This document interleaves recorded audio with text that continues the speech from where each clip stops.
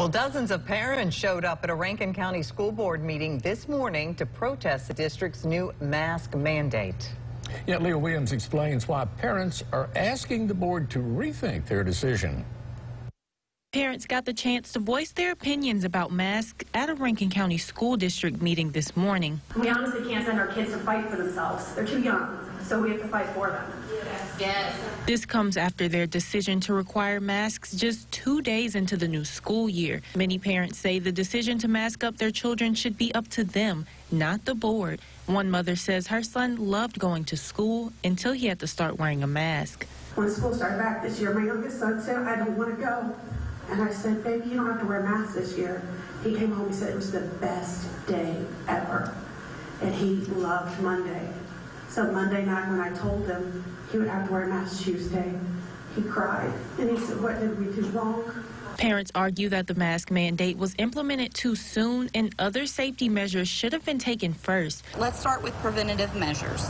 Let's do a mandate to send 1 can of Lysol, 1 thing of Lysol wipes, and Germ-X to the classroom.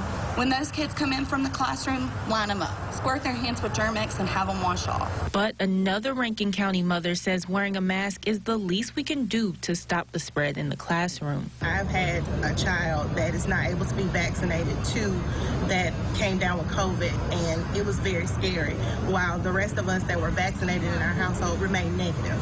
So the vaccines do work. I'm not advocating for anybody to do anything that they don't want to do, but the simplest thing that we all can do is to wear a mask. Superintendent Dr. Sue Townsend says a major concern in the decision was concern for staff contracting the virus. She says if too many teachers test positive or have to quarantine, it's difficult for schools to find someone to watch those classes. By nature, we want to make people happy. We do love these children, but the decision was made on supervision of our children, not on the political side of it. The board says they'll revisit the mask mandate at the next meeting on August 25th. Parents who want to speak must sign up with the board a week ahead of time.